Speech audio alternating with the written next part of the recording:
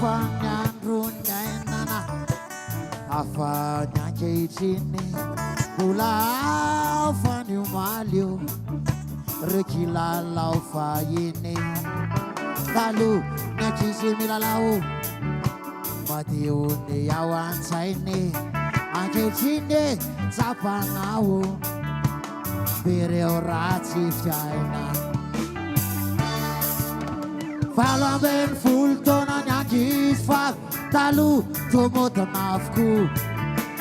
valo ambin'ny folo taona ny ankizy favy ankehitriny ray ny veritsiny mafarina sy mampahonena fa izy reo ndray reo be mifariteno lafa otra ny fijavambola ka manararotra regay be sola te anakarena mendrika spika ka manao fiaina naliky te anakarena mendrika spika ka manao fiaina nalika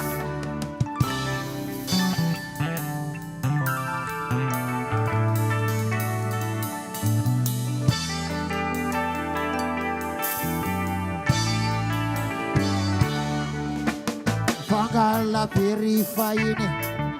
afanafana amin'saina madio novizany ankehitriny io nanjarety ty dratsy izy io talo ny ankiza rame sangy sangy tsy misy ayay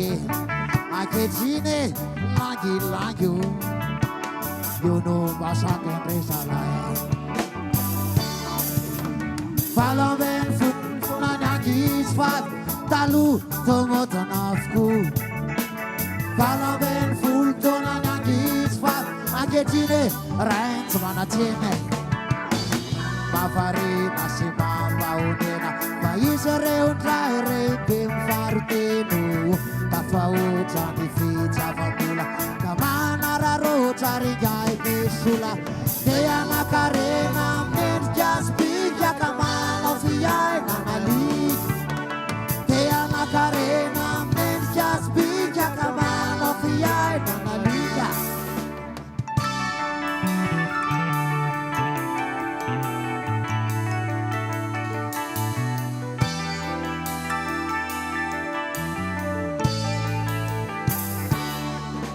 talo tanora lasy favy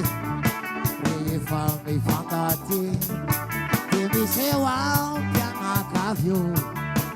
zay vao miarady ankehitriny misafa kely ataony aloha zay azony atao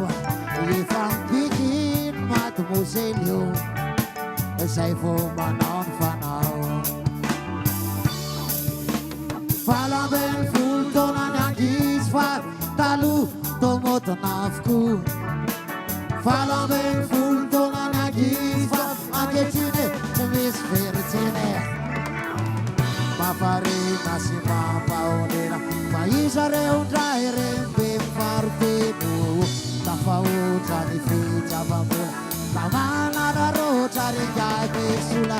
te anakarena